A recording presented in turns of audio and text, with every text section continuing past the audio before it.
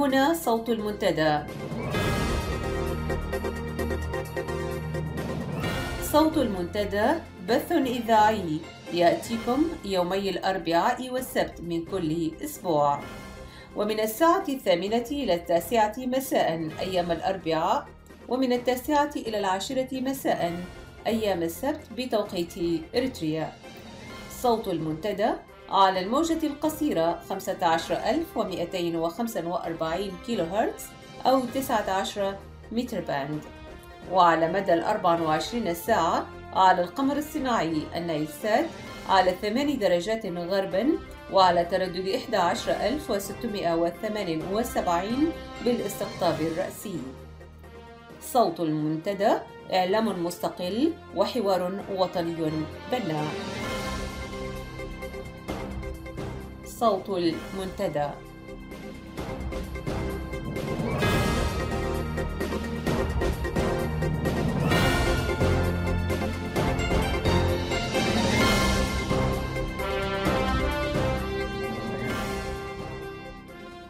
أعزائي مستمعي صوت المنتدى، مساء الخير وأهلا ومرحبا بكم في ساعة جديدة من صوت المنتدى لمساء هذا اليوم السبت 20 من سبتمبر. نبدأ ساعة هذا المساء بنشرة للأخبار.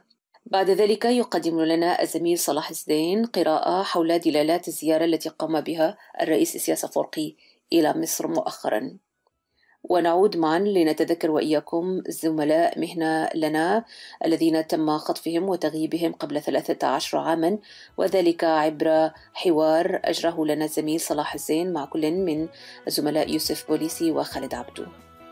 نتمنى لكم متابعة طيبة وأهلا بكم.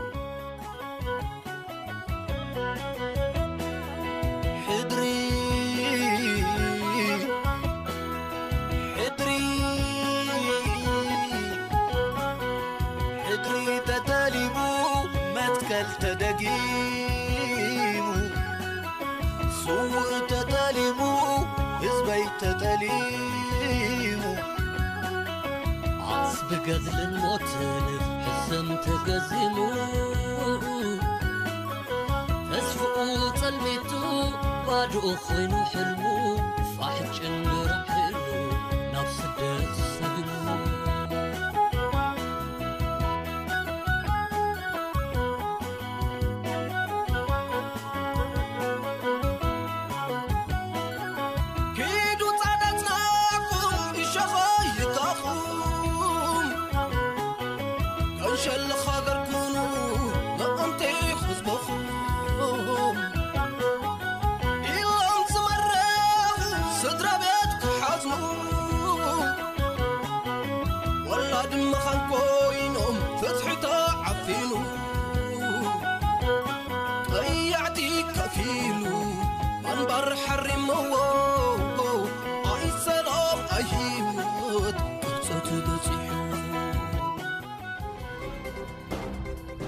صوت المنتدى. في نشرة هذا المساء، قوات الطلائع تنفذ عمليات قبض على مجموعة كبيرة من أبناء الرشيدة، وعودة ظاهرة اختطاف الشباب على الحدود الإريترية السودانية. الأخبار بالتفصيل. نفذت وحدة من القوات المسمى بالطلائع في نهاية الشهر الماضي عملية قبض على مجموعة كبيرة من أبناء قبيلة الرشيدة الذين قدموا من السودان وانتشروا بشكل ملحوظ في إقليمي الجاش وبركة، وفي مناطق لم يكن فيها وجود للرشيدة من قبل.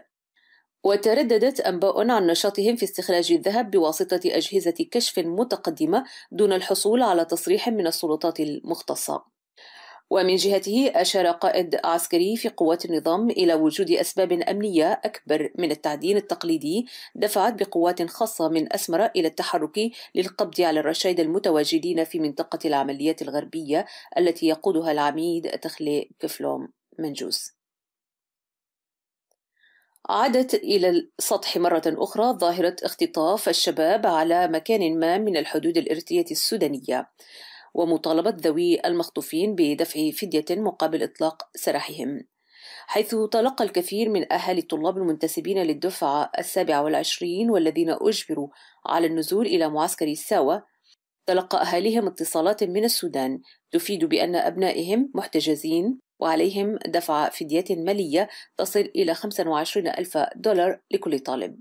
يذكر أن طلاب الدفعة 27 أجبروا على النزول إلى ساوة للحصول على نتائج امتحانات الشهادة الثانوية الإريترية.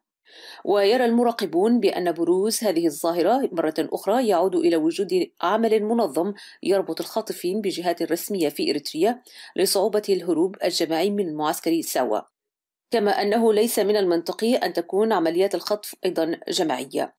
هذا ويحمل الأهالي مسؤولية خطف أبنائهم للسلطات الإريترية والسودانية اللتان لم تتمكنا من وضع حد لعملية الإتجار بالبشر حتى الآن. نهاية النشرة. صوت المنتدى.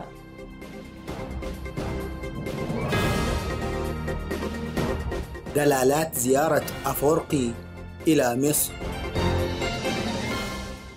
اعتبر المهتمون بالشأن الإريتري زيارة الرئيس أفورقي السريعة لمصر في 8 سبتمبر الجاري، والتي رافقه فيها وزير الشؤون الخارجية عثمان صالح ومسؤول الشؤون السياسية بالجبهة الشعبية يماني قبراب، مهندس السياسات الخارجية والمقرب جدا من الرئيس هذه الأيام، وسكرتير الرئيس ومبعوثه الخاص الأمين حسن الأمين، رجل المهمات السرية والخاصة الذي كان حمال الرسائل بين إريتريا وكل من إيران وقطر وليبيا القذافي. اعتبرت الزيارة خاصة وجاءت بعيد توترات على الحدود مع إثيوبيا بسبب عمليات تعقب للمعارضة الإثيوبية نفذها الجيش الإثيوبي في عمق الأراضي الإريترية. سبقتها سلسلة من التصريحات لعدد من المسؤولين الإثيوبيين أعلنوا فيها جاهزية الجيش الإثيوبي لاجتثاث بؤر الإرهاب المدعوم من أسمرة حسب أقوالهم. الزيارة التي رتب لها خلال يومين فقط، بعكس ما نشر في وسائل الإعلام الإريترية الرسمية عن أنها كانت بدعوة مسبقة من القيادة المصرية، تمت بعد توقيع اتفاق في أديس أبابا في 14 أغسطس الماضي بين السودان وإثيوبيا على تكوين قوات عسكرية مشتركة. واعتبره المراقبون خطوة تستهدف دولتي مصر وإريتريا، بالرغم من أنه جاء بعد جولات 10 للجنة السودانية الإثيوبية المشتركة للدفاع، حسب تصريحات رئيس هيئة العمليات المشتركة ورئيس لجنة الخبراء للجانب السوداني الفريق مهندس عماد الدين مصطفى عدوي. بمنطق المعطيات والقرائن، ربط المراقبون بين زيارة أفورقي للقاهرة وهذه الأحداث التي لم تصدر إريتريا أي تصريح بشأنها وبشأن الاتفاق السوداني الإثيوبي، رغم التطمينات التي حاول الجانب السوداني بثها عبر الحديث المتكرر عن تعميم تجربة القوات المشتركة مع كل دول الجوار، وأنها بغرض تحقيق الاستقرار وتعزيز فرص التنمية المشتركة. فعلاقات مصر مع السودان جامدة، إذ تتهم القاهرة جارتها الخرطوم بدعم جماعات الإخوان المسلمين الذين تعتبرهم مصر جماعات إرهابية، بينما علاقة مصر متوترة مع إثيوبيا منذ إقدام الأخيرة على بناء سد النهضة. وتوجد تخوفات إثيوبية من أن تقوم مصر بدعم الفصائل الإثيوبية المعارضة المنطلقة من إريتريا، وهي تعلم يقينا أن للنظام الإريتري خبرات عالية في عمليات الحرب بالوكالة وفتح جبهات متعددة عبر تجربتها في الصومال ومنطقة البحيرات والسودان وفي إثيوبيا ذاتها. كانت تلك هي الأجواء التي سبقت الزيارة أو دفعت إليها. أما ما تم في الزيارة نفسها في لقاءات السيسي وإسياس فقد شمل نقاط عدة، منها تطوير الأداء والتعاون المشترك فيما يتصل بأمن البحر الأحمر وإيجاد سبل للحد من أنشطة تهريب البشر وتقنين وجود المهاجرين، واستئناف الاتفاقيات الموقعة في أواخر حكم الرئيس الأسبق حسني مبارك، والخاصة بمصائد الأسماك والزراعة والاستفادة من مصادر المياه والتعدين. كما اتفق على أن تقوم مصر بترقية وتطوير القوات الجوية الإريترية وأن تنقل خبراتها في مجالات التصنيع الحربي. هذا بالإضافة للموضوعات التي يصرح بها عادة في مثل هذه اللقاءات، كالتباحث في أمر تطوير العلاقات البينية والتفاكر حول تطورات الوضع في أفريقيا، خاصة في منطقة القرن الأفريقي والصومال، وتنسيق المواقف في الاتحاد الإفريقي حيال القضايا المطروحة. لكن المهم والذي يؤكد ما ذهب إليه المراقبون من ربط بين هذه الزيارة والأحداث في إريتريا وإثيوبيا والسودان هو تناول الاجتماع لقضية منطقة حلايب وشلاتين المتنازع عليها بين مصر والسودان، حيث قال السيسي أنه لا تنازل عن أي قطعة أرض مصرية، كما قدم طرحه المتعلق بتقسيم حصص مياه النيل، وركز على أن الموقف السوداني لم يعد داعما لمصر في هذا الصدد. وتحدث الرئيس الإريتري عن ما أسماه بالانتهاكات الإثيوبية المتكررة لاتفاقية الجزائر وضلوعها في عمليات تهدف لزعزعة الأمن الإريتري واعتمادها على مساندة متواطئة من دول أخرى. وفيما يشبه الرشوة التي تلفت انتباه بعض الدول التي أدارت ظهرها لنظامه، نجد إسياس يشيد بالجهود المصرية التي أسفرت عن التوصل إلى وقف إطلاق النار في غزة وإقرار الهدنة حسب تصريحه، ومناداته بضرورة البناء على هذه الجهود واستثمارها لاستئناف المفاوضات بين الجانبين الفلسطيني والإسرائيلي وصولا إلى تسوية نهائية لهذا الصراع الممتد، وتدعيم التعاون والتنسيق بين الدول الإفريقية في هذا الصدد، وبما يحقق السلم والأمن والاستقرار بالقارة الإفريقية، وما إلى ذلك من خطاب إنشائي ممجوج. وفق هذه الوقائع أصبحت الصورة واضحة، وأصبح الهدف من الزيارة أكثر وضوحا. إذن هي رسالة إريترية مصرية مشتركة ردا على رسالة إثيوبية سودانية سابقة. ولتكملة الإشارة بإثارة إعلامية لم ترح الخرطوم، أتت إشادة أفورقي بثورة 30 من يونيو المصرية، وتأكيده أنها كانت خطوة جوهرية مثلت علامة فارقة أعادت مصر إلى دورها التقليدي الرائد إقليميا، سواء في منطقة الشرق الأوسط أو في القارة الإفريقية. كما صرح الجانب المصري أن اللقاء تناول سبل مكافحة الإرهاب والفكر المتطرف والقرصنة، كل ذلك إشارات قد تستخدم كأوراق ضغط، لكنها قد تمايز المواقف أيضا. ففي مقدور مصر أن تقارب بين أسمرة وكتلة عربية هامة، وفي ذات الوقت ستباعد بينها وبين مجموعة أخرى ظلت معينة ونصيرة لنظام أفورقي في السنوات الأخيرة. ختاما، تبقى التساؤلات ملحة والإجابة عليها لازمة لأعوان أفورقي وعصابته. ألم يكن من الأجدى أن يركن هذا النظام القاشم إلى تمتين علاقات حسن الجوار؟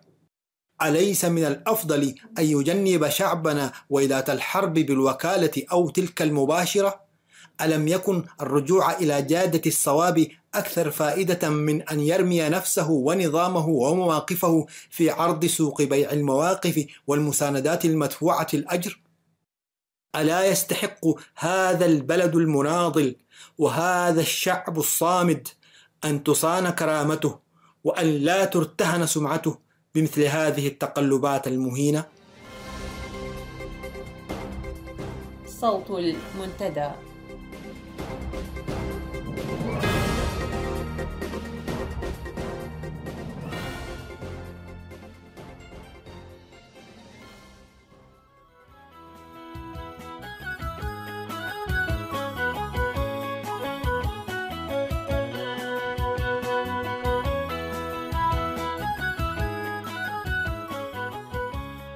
أهلا ومرحبا بكم مستمعي ومستمعات صوت المنتدى في إطار حلقاتنا وبرامجنا لهذا الشهر سبتمبر، والتي نقف من خلالها لنتذكر أيام الاعتقالات التي جرت في حق كبار المسؤولين والوزراء وفي حق زملائنا الصحفيين وإقلاق صحفهم. في هذا الإطار معي الزميل يوسف بوليسي في استديو إذاعة المنتدى لنقف على حالة الصحافة منذ الاستقلال أو ما بعد الاستقلال حتى يوم إقلاق الصحف وما بعدها. فسيكون عندنا استعراض لمجمل هذه المحطات. وأهلا وسهلا بك في البداية زميلي يوسف. الأعزاء المستمعين، سعدت مساء الأخ صلاح. نلتقي اليوم إحياء يوم 18 من سبتمبر المشؤوم. ففي مثل هذا اليوم كما نذكر كلنا قبل 13 عاما قام النظام باعتقال المطالبين بتحرير الإنسان الإريتري وإصلاح ما يمكن إصلاحه. نعم. بدءا من هذا اليوم وقبله بأعوام كثيرة اعتقل النظام المئات بل الآلاف من أحرار إريتريا، من ضمنهم بعض القادة التاريخيين وكوادر عليا والدنيا، سواء في الجبهة الشعبية لتحرير إريتريا أو الذين لبوا نداء الوطن ودخلوا إلى إريتريا بعد التحرير من كوادر وقادة جبهة التحرير الإريترية. نعم، وهذا أمر هام، يعني وقوفنا وتذكرنا وتوقفنا لذكر الاعتقالات لا يعني نحن فقط الأسرى والمعتقلين عندنا هم من تم اعتقالهم في هذا الوقت، إنما كل إنسان إريتري تم اعتقاله واختطافه قبل التحرير وما بعده، وفي أي مكان هو محل حزن ومحل تذكر، ونطالب بإطلاق سراحه.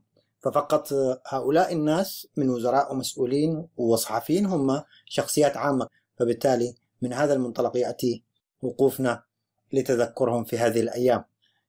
بالضبط أخ صلاح، هي وقفة مؤازرة مع كل المعتقلين في سجون النظام، نحيي فيها المبادئ السامية التي اعتقلوا بسببها، وحدا علينا على مواصلة النضال أيضا حتى إسقاط النظام ومؤسساته القمعية ونقاط شعبنا المناضل، وإحلال محلها الديمقراطية والعدالة والحرية بدلا من القمع والظلم والاستبداد والتسلط. جميل.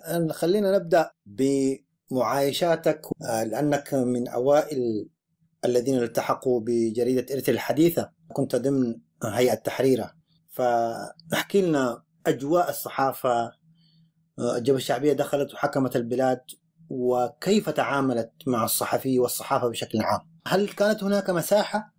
يعني أنا كنت في التلفزيون نعم، لكن أنتم في الصحافة بالذات الصحافة المقروءة كان عندها مساحة من خلال الأعمدة أو التحقيقات تخرج من النص؟ طبعا ظهرت كان هنالك مساحة ضيقة لآراء حرة على الأقل، يعني كما كلنا نذكر كان هنالك إشارات عابرة، عمود إشارات عابرة وكان مقروءا، وكانت الجريدة في عهد أثناء ما كان ينشر هذا العمود كانت الجريدة حتى مبيعاتها كانت في زيادات دائمة، ووصلت حتى إلى دول الجوار بالذات السودان يعني.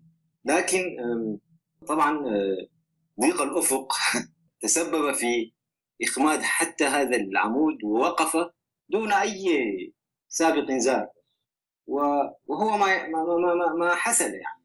العمود كان للصحفي الكبير زميل سعيد عبد الحي. بالطبع. نعم. بالطبع صح. وأذكر أنا أيضا مثلا أنني كنت أؤسس لعمود اسمه مجرد رأي.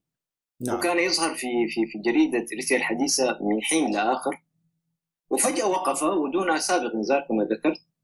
نعم. بزيارات ليلية كان يقوم بها الأستاذ السيد الأمين محمد سعيد، واللي هو كان أمين أمانة الإعلام والثقافة، إلى مقر الجريدة.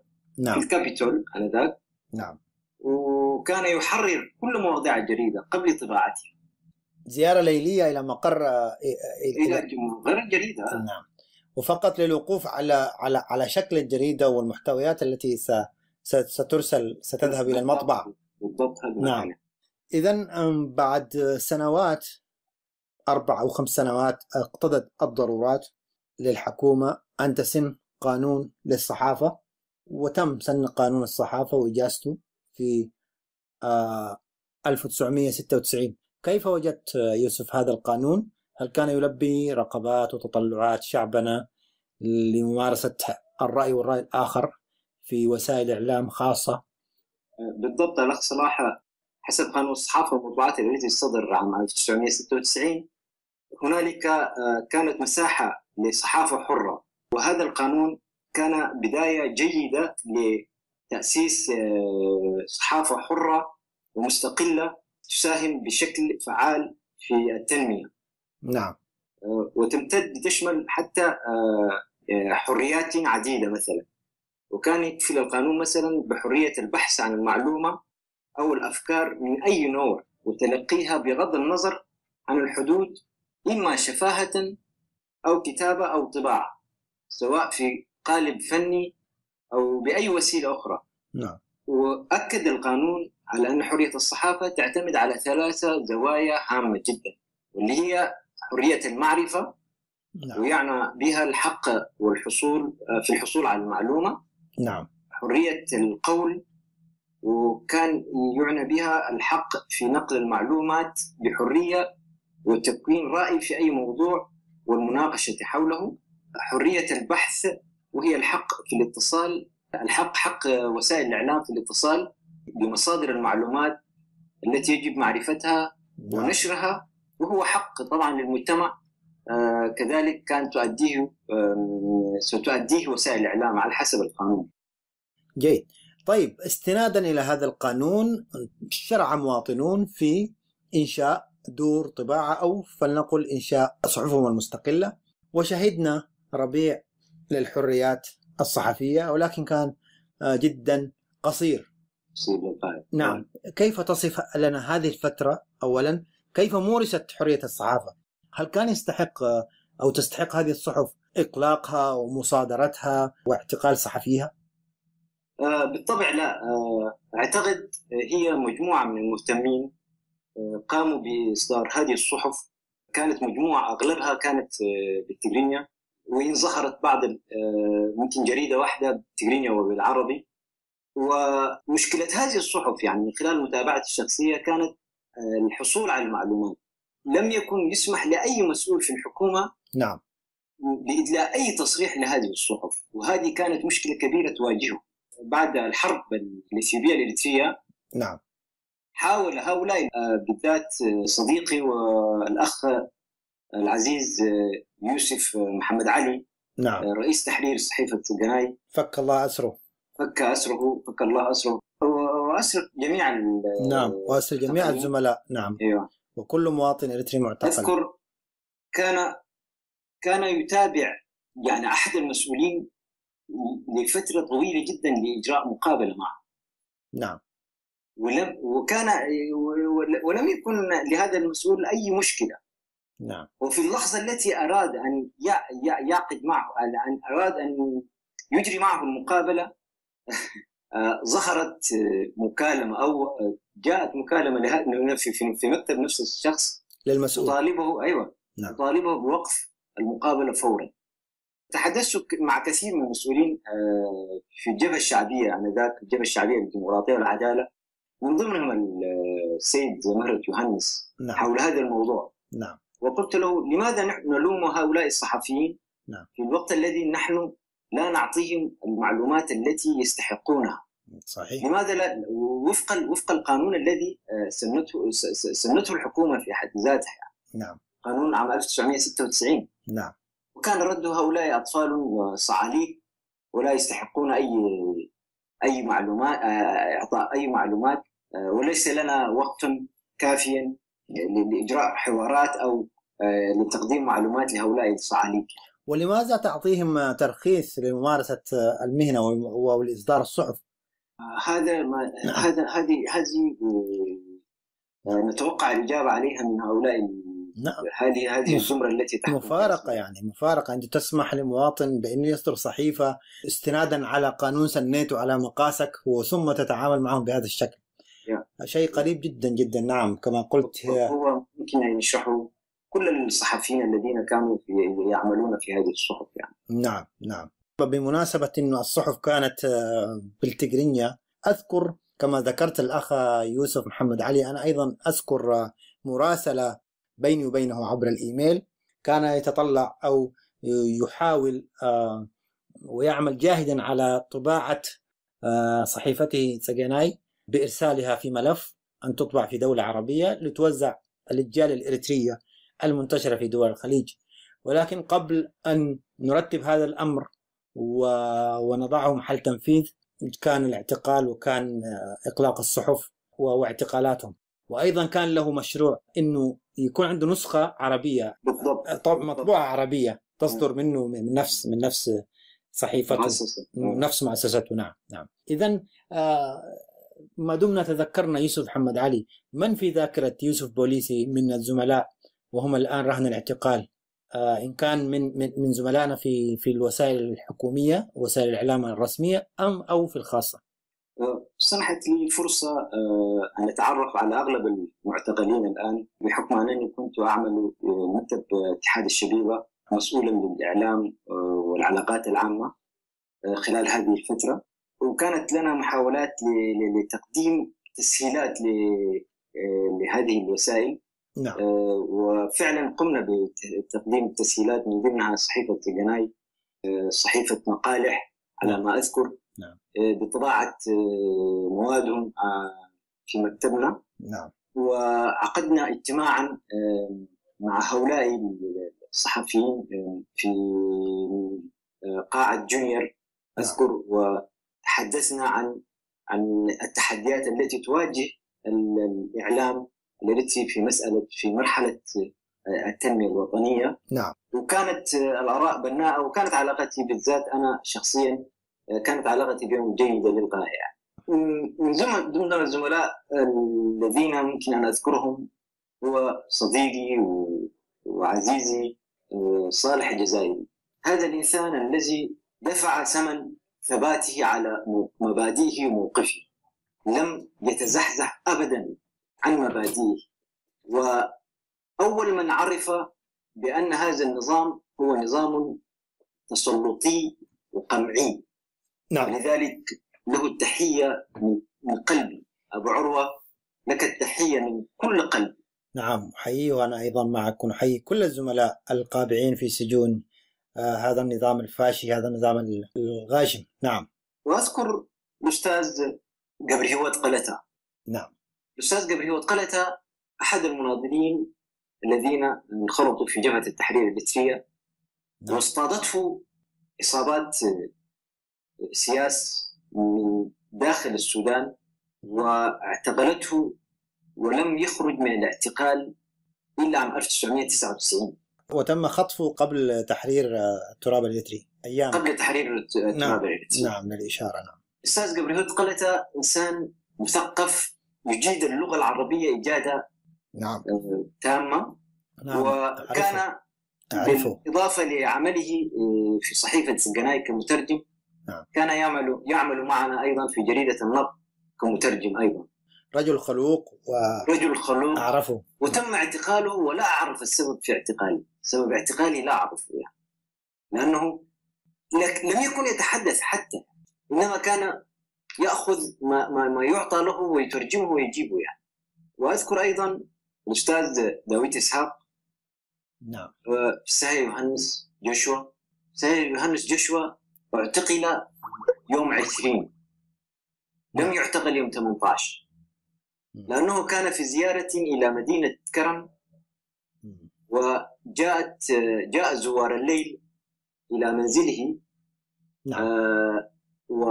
ولم يجدوه. ويوم 19 التقى بي في المكتب على باب المكتب، وقال لي: أخ، بالأمس جاء إلى مكتبنا إلى بيتي رجالات أمن وفتشوا البيت، وقد ذهبت إلى مكتب الشرطة وقالوا لي لم نفعل ذلك. ذهبت إلى جهاز الأمن القومي، قالوا لي لا علم لنا بذلك. ذهبت إلى مكتب الرئيس، قالوا لنا لم نعلم بذلك. ذهب يشتكي طبعا هو، ولكن بعد يومين علمت بأنه أيضا هو اعتقل. أذكر أيضا الأستاذ نعم. نصر الدين عربي الذي اعتقل عقب هروب وزير الإعلام السابق على عبده. نعم. هذا الإنسان الخلوق. نعم. الطيب، نحييه بالفعل. نعم. نعم. لا أدري سبب اعتقاله، لأنه لا يتحدث كثيرا ولا يقطع، لأنه كان هنالك عندنا جمعية قطاعين زي ما كنا نقول. نعم. يعني لا نمام ولا إنسان جاد في عمله. لا أدري السبب. وكان له لمسات. نعم. كان له لمسات ظاهرة للمشاهد في الفضائية الإريترية كنتاج لجديته. كما ذكرت، كل مشاهد في الفضائية الإريترية يعرف الزميل نصر الدين عربي مقدم نشرة ومقدم برنامج أعتقد كان له علاقة بالآي تي، برنامج له علاقة بالفنيات في الكمبيوتر. كان مسؤول قسم الفنيات في الفضائية الإريترية أعتقد في الآونة الأخيرة. نعم. كما أنني أذكر الأستاذ الأخ حامد محمد سعيد. نعم. حامد بالتلفزيون الإريتري أيضا، زميلنا أبو حسام. نعم. رجل لهم كل التحايا. نعم. ونتمنى لهم أن ربنا يفك أسرهم. نحيي كل الزملاء ونتمنى لهم الفرج القريب. نعم. من الآخرين تستطيع أن تذكرهم الآن؟ أبو بكر عبد الأول. نعم. أيضا اعتقل. وأبو بكر عبد الأول هو مراسل وكالة الأنباء الإريترية منذ بداية التحرير في عدد من الأقاليم، ضمن خاصة من داش بركة. أذكر ذلك. نعم. مراسل قديم. قدم خدمات جديدة لوكالة الأنباء الإريترية. نعم. مراسل قديم وقدير. كل هؤلاء. والأستاذ سيوم صهيب. نعم. الأستاذ سيوم صهيب إنسان المصور البارع المبدع. لا، إنسان صدامي، كان لا يخاف لومة لائم في قول الحق، وبسبب ذلك تم تنحيته من مدير التلفزيون أعتقد في بداية التحرير. نعم. تحياتنا للجميع. المساحة تضيق وإلا الكل يستحق اليوم أن نتذكره، ونتمنى للجميع إطلاق سراحهم قريبا.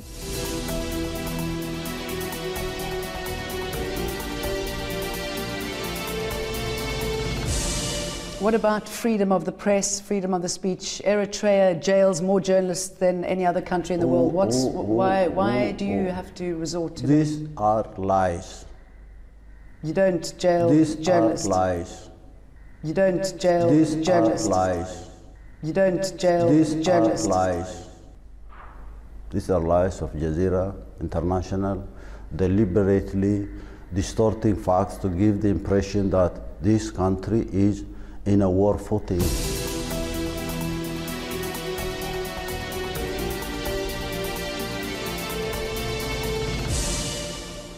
مستمعينا الأكارم، يلتحق بنا من ستوكهولم الزميل خالد عبدو. مرحب بك خالد عبدو. وقاعد حمد صح. وقاعد عم صنعك صلاح. أهلا بك أستاذ خالد، كيف الحال؟ أخبارك؟ يوسف كيفك؟ تمام. أمو خالد جميرنا عندنا نسأل إحنا حقنا فري بريس تأويجو أفتح قدام ركيسكم غازيتات جميركم انتاي مسني رتحق مجمريا دحراي أفتسرح أبتكبارنا وعملكم تحقي ويسرحكم ناس رحكم معلتا ويسرح انتاي انكفات تمثلات قبقاتنا غوزنا برسي تسرعاتي بقياد نيرو بتي حق السوزوصو. مجمريا نتعدل سلازعبكمني مسكين صلاح ويوسفون أقل من قدي سلامي لنا حطها خاطو. مجمريا أواجنا نتسا برس عبتي سعان شدشتن وطيو عبتي سعان شدشتن مسوطة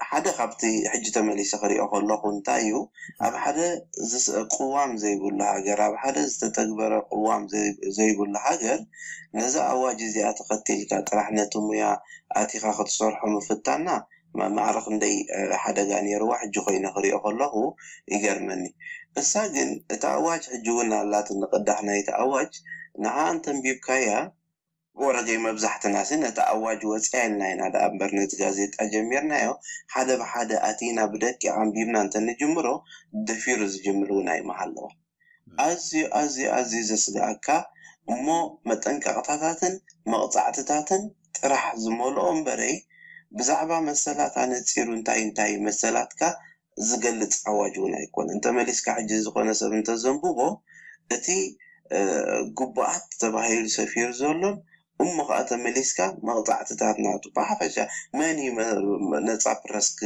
جمرز فوق ولا خبز بلات حيسكا تي كري أخلوه أنا حتى نما فتن تبعي زتجابره يونيرو زبل جمجامي زلني أبصراحة ونر يونيرنا ما نتصاب راسي كأويج كعتبك اندحر دا نفس وقف غازيتات بثلاثة سبعة سانسور تغييرو تدي تفرمو اتبيت محتم ناي هيك في سابور ناو خير كخد حتى ما يتخيل بعال من يوم نيرم زم سبعت تم نتسانسور زقبر زنبر أسمرهم عبد مريم حدا مسفن كلته إساق يارد سلسته رابع أيون مني زنبر خلته مسفن نيرم زيهم سانسور كي جيرم كيف الرملو تجازيت تسفايك على تاخ نيرو زيهم سانسور جيرم كيف الرملو نابندا صابر وسيدكا تحتم قطعنا قدفهم سانسور جيرم وابكيهم نقولو تقطعت فريموملو حنت قطعنا تيرم ما انت حليفهم كمان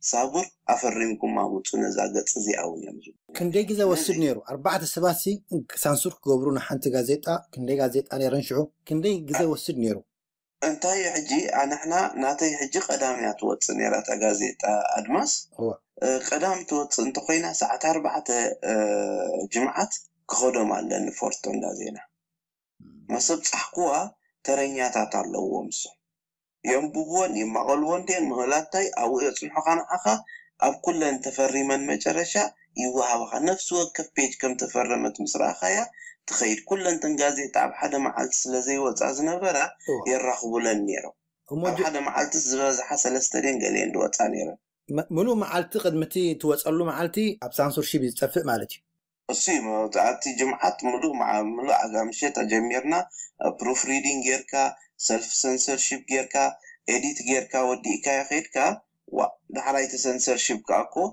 أبوليتيكا وتحسطو ترح زلو انتزخو دحاني الزغا التحرير نقانتا مدلاو مقوي سلسة بحادث إيراتات الكاس أتي خدري خيهاي لسانسور زمالسل كان تقوينو أنا ويناي وددرات كل خيد زينايو جيجان تصحيفه هزبيو نتغازيتاي نتتحستي زغمغمن نمبر سانسور زي كما جوابو نساتو مابت بوليتيكاو مدايت راح زي كونه نفس وكف قص يمزريو ولير مجن افت اواج انديخ مصكا بت اواج جن نصا برسك باواج كوص خلو نصا خمخنا يزرعي نير بزغلص نيرو نصا زبحال جن صابر بيت محتم تخلكلنا استودي دويل كمالتي خالو بيت محتم اينبرنا التنقالتي حرايمو أفتعلت ناي معصاو حتصير نيرو تجزا ناي قدم معصاوسي كندي زخون جزاي نيرو تقلالا تيزبز حز تسرح غازيطاتات اب مچرشا 97 سغا خلت شحن حدن مالت انديو 5 عامتي ماكسيمم بوملن مالتي تن غازيطاتات ادميل نيرو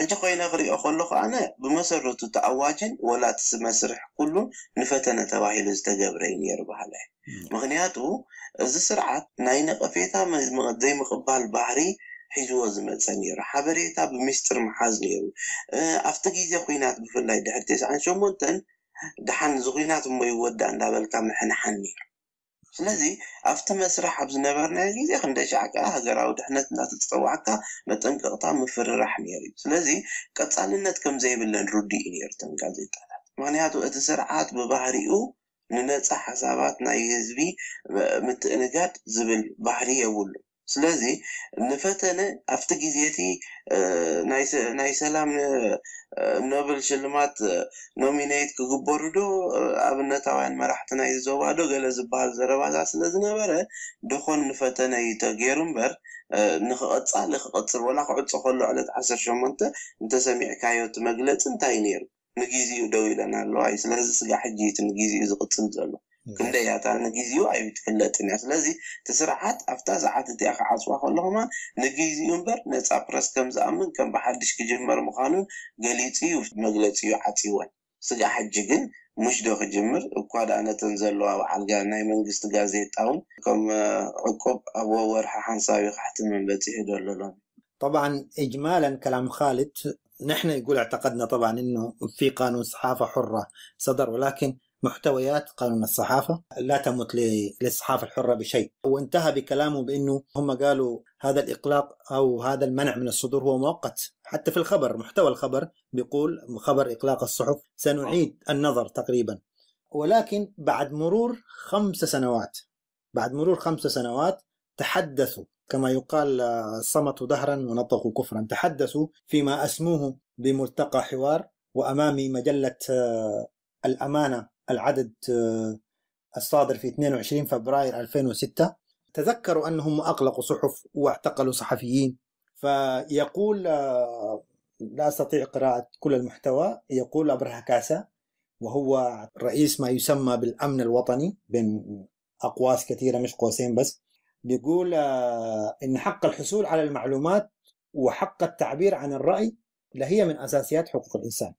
وفي موقف آخر يقول أغلقت الصحف الخاصة لوضع حد لتجاوزاتها ولأضرارها المتزايدة ولأنها أحدثت اضطرابات واسعة في أوساط الجماهير. وأيضا وزيرة فوزية هاشم كمان وزيرة ما يسمى بالعدل، هذه ملايين الأقواس، نضع العدل ما بين ملايين الأقواس وليس قوسين. هي تقول في تصوري لا يمكن لأحد أن يتشبث بالماضي ويجعل منه أساسا ينطلق منه ليحكم على الصحف الخاصة بأنه لا طائل من ورائها بعد الآن، حيث أن قرار إغلاق الصحف الخاصة لم يكن لعدم جدواها أو لأنها ليست مصدر للمعلومات والثقافة والمعرفة والخبرات. وأذكر أننا تحدثنا كثيرا حول أهميتها على مستوى المجلس الوطني، وقد تشكلت لجنة مشتركة تتألف من إعلام الجبهة الشعبية ووزارة العدل لتقييم تجربة الصحف الخاصة، والجهود جارية على قدم وساق لتطوير أداء وسائل الاتصالات الجماهيرية ومن أجل الارتقاء بمستوى أجهزتها ومعداتها وتأهيل الكادر. وعليه ما تزال تبذل مساعي، لاحظ، ما تزال تبذل مساعي مضنية بقية إعداد الأرضية الملائمة التي تتيح للمواطنين فرص الحصول على المعلومة وتداولها، وحتى يتسنى لهم التعبير عن آرائهم وأفكارهم لإثراء حياتهم الثقافية وزيادة رقعة القراءة والاطلاع. لمن تقول هذا الكلام فوزية؟ يعني هل الشعب الإريتري في كوكب آخر وبعد 5 سنوات؟ كيف تعلق على ذلك الأمر؟ قبل ذلك أود أن أعلق على حديث الأخ خالد. نعم. المشكلة في إريتريا أن هنالك لا قانون. نعم. لا قانون في إريتريا، وهذه هي المشكلة بشكل عام وليس للصحافة. بشكل عام. تماما. في المرحلة دي ظهر قانون الصحافة والمطبوعات، وكان يشكل أرضية ربما فيما بعد كان ممكن الناس تغيروا، يعني ما كان في مشكلة أصلا يعني مع تطور الزمن وتطور الصحافة بحد ذاته. نعم. لكن حتى المواد اللي كانت موجودة والظهرت ونصت في شكل قانون لم يعمل بها. هؤلاء الصحفيين لم يجدوا المعلومة التي يكفلها هذا القانون. القانون بيقول يحق للصحفيين بالحصول على المعلومات من مصادرها، وكان ممنوع على كل المسؤولين كما ذكرت من قبل الاتصال بهذه الصحف. وبالتالي يعني القانون لم يعمل به منذ البداية، وإنما هنالك كانت تقييدات على هذه الصحف بحيث إنه تخسر وتجيف لوحدها يعني. وده يعني أحب أن أعلق على الأخ خالد. جميل. بخصوص المنتديات اللي بتعملها الجبهة الشعبية سواء كانت في جريدة الأمانة أو في غيرها، بدأتها في يونيو عام 2001 قبل اعتقال الصحفيين واعتقال الوزراء والمسؤولين الكبار ب3 أشهر. عقدت أولى هذه المنتديات أو المنتديات الحوارية، وشارك في هذا المنتدى حوالي 800 مسؤول قسم ومديريات الأقاليم في الأقاليم يعني. استمر لمدة 10 أيام، وناقشت كل المسائل التي نتحدث عنها الآن، بما يتعلق بالحريات، بما يتعلق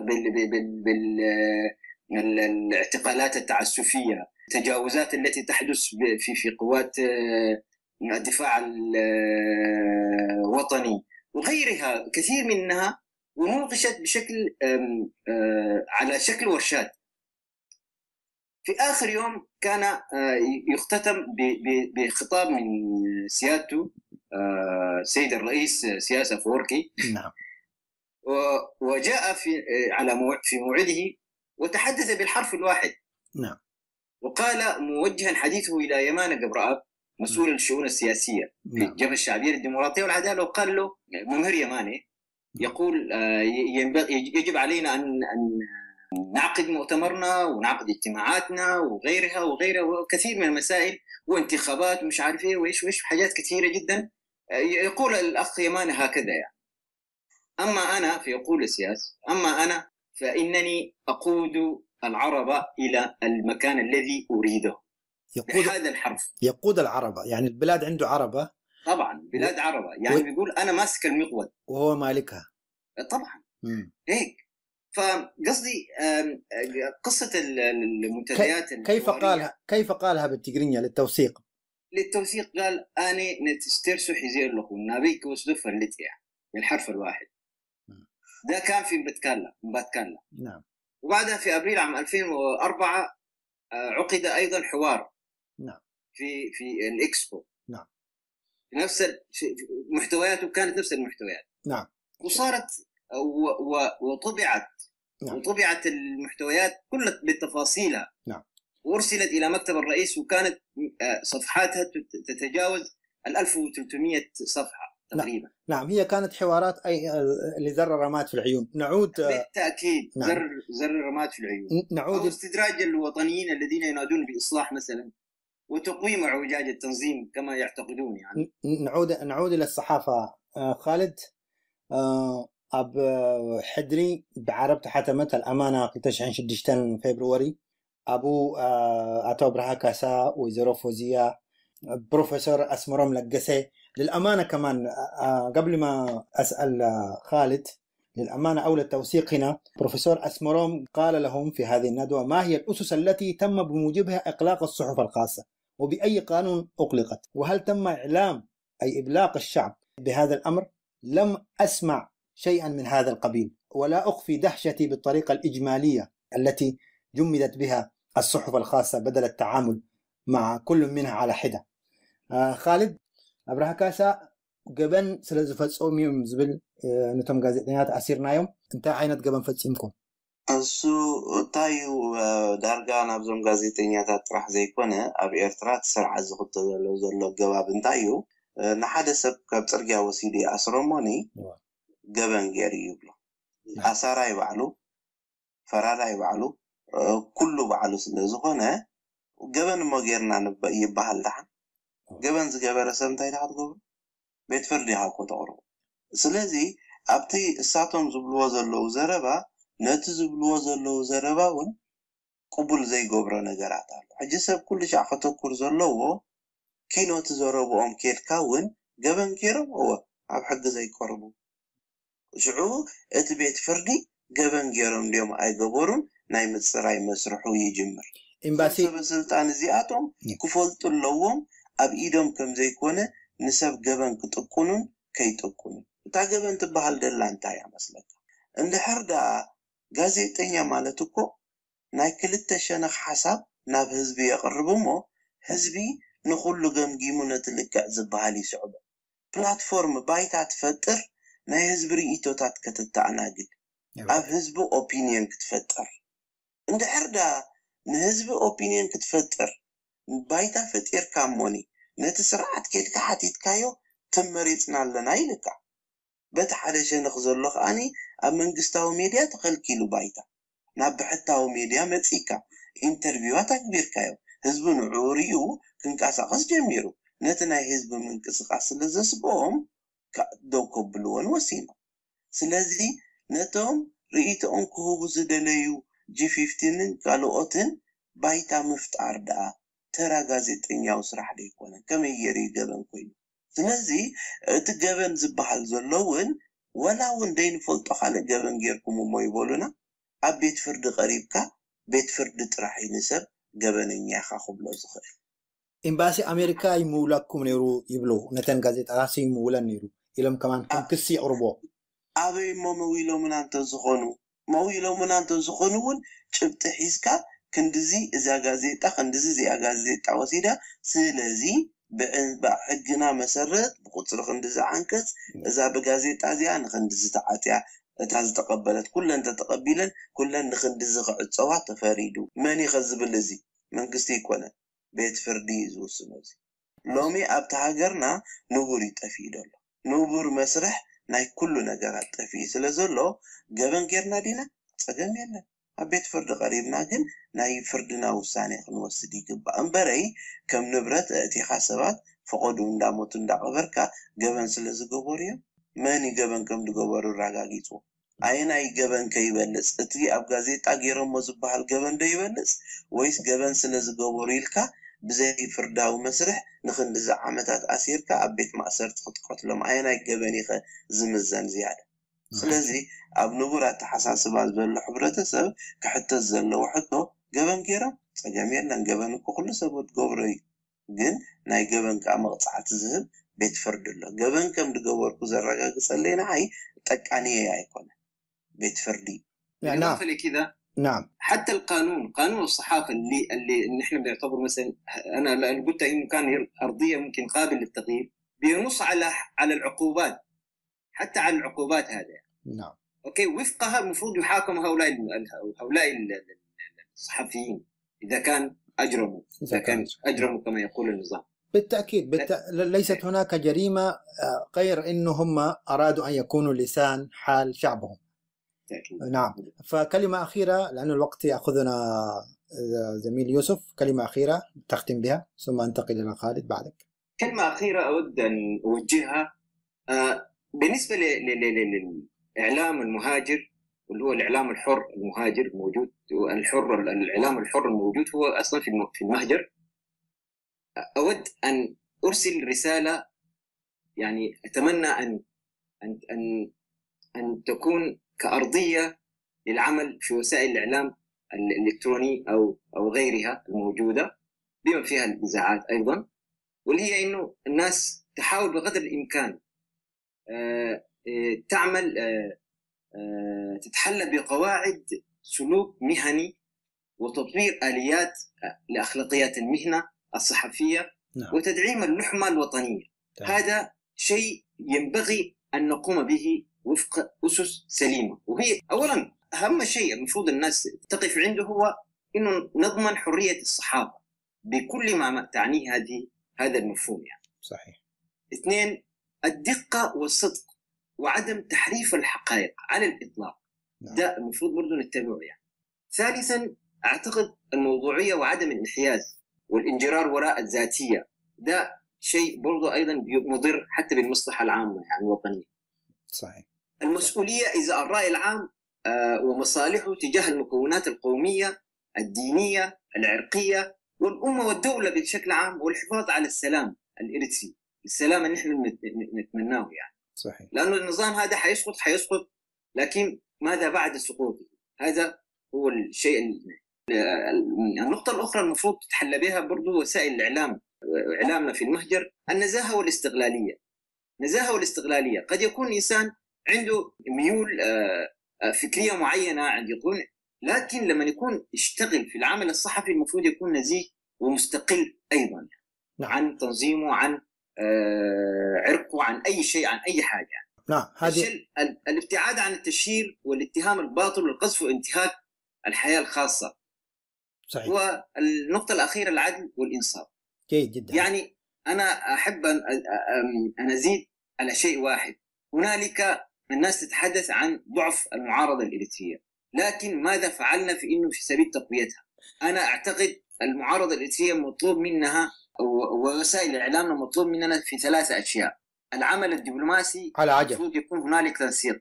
نعم. العمل الإعلامي المفروض يكون هنالك آلية معينة للتنسيق ما بين وسائل الإعلام في المهجر. جميل. العمل السياسي أو الجماهيري المفروض يكون هنالك تنسيق أيضا ما بين هذه البناية لتقوية العمل المعارض. أشكرك جزيلا. أتيح الفرصة لزميلي خالد. خالد كم زازمي مدرخ معها، تفضل. أوكي أنا لي سلاح ما جرت شخص بلوزدل انتايو أب حدا حبرتسب أتي فتار زعابي يتسقى. نعم. حنقولي. نعم. حساباتك بنصخت جلس مخالن بنصخت صحف مخالن ندحر دا تخلكيلك حدا فتار زعابك تسقات حديك علىها مالتي. أب كمزة عينة حبرتسب بلا بيلو يبزح شبوط حبريتا أيركبن. يبحكي. قداينا يزخوينو خاطر حبرتسب أب وقعوي حبريتات تمركزة وسانيتات كندز وسد أب زتباحلن كوني الكاب نمد نقار تباحيلو زفنون زي شبوط زي حكي حبريتا مزرقح مسرحي كاين إذن عزوز لنا خنتات حجي أبكم إنا ودي أمان لنا. إتي كيلا وعقم سبكا اتي ناي مفتار تخقلو تداهيخو تفيوس لومي كل غازيتينيا كل دكتور كل انجينير كل هوي اتي كحلف زقبو مسرح يحلف يلا اتي ناي سبتمبر 18 وسانه ناي تسرعت هو نتحاجر نبدقدق زبل الحمت زختتن اقوادا صباح نغوون دحر تسرعت نزم مليسكا رست امانت ولدوتات مليسكا نتي ناي نصاب حساب بنصانت حسابك ناي مغلاص نجر نخنعبيو بزح سراح يصبينا لومي ابز سدت زلو ميديا كمان نزي تصاورن غدفهم تسرعت ازب دجز انصبارق زلو ميدياتات ايناي ميديا انت عينت زنبال اللو نينا عينت ات ايديولوجي خدقفيلو انت يجبر كتريو خلها ولاتي بدقدلو حيلون جينا نتي نايت ايتيك نايت مويا ايسحبون علونا مبالغات خي سلازي انت يقوم دبلن زلو اتي زصبينا زلو مسرح ازي نويحن استحلالخن كوني مغنياتو بسنك زحلفو نحلفو زلنا عمتات مسلكا تخلكيلكا حسابكا بنصا مغلاق تخلكيلكا انتاي قنعون انتاي زي قنعون اينا يتمويا اينا يخت زي موياوي نجرات لايون ابزي كالو خنتات خير سلازلو ازي ناي بحقي اتسرعاتا في ابسلطان خلو طرح زي كونه كاب سلطان مسوردون عابي بدل قديفلنا زغيت زلو نعاز اوجل على حزبي حجون اتا بيلون اتا زي تجبت حبريتان تقليبوا زغيت زلو سعبين مخانو ذكر يغبو طنقي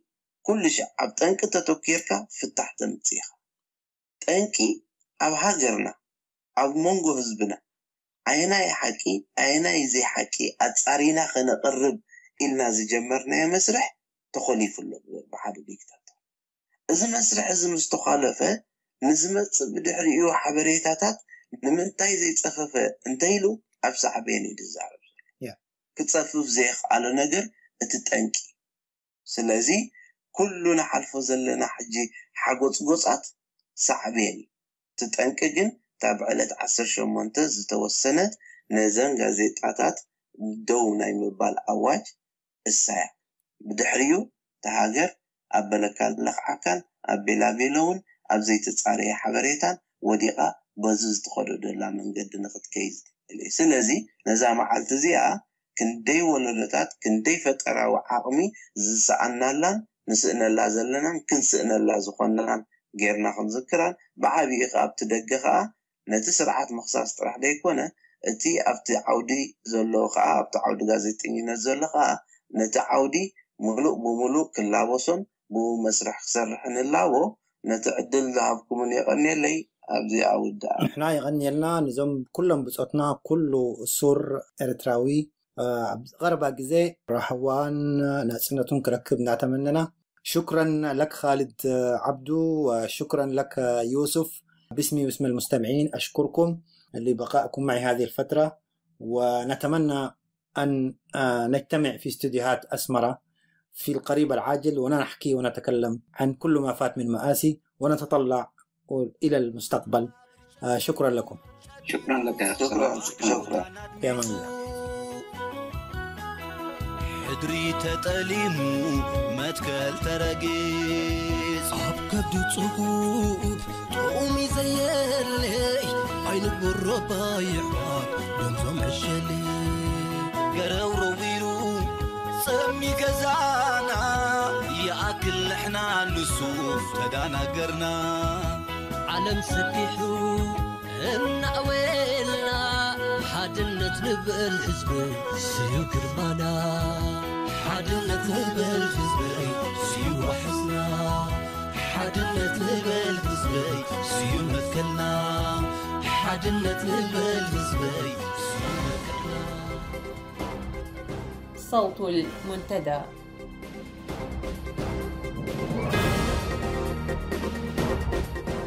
وبهذا نأتي إلى ختام ساعة المنتدى. مستمعي الكرام، نلقاكم الأسبوع القادم يوم الأربعاء بإذن الله ابقوا بخير وتصبحون على ألف خير.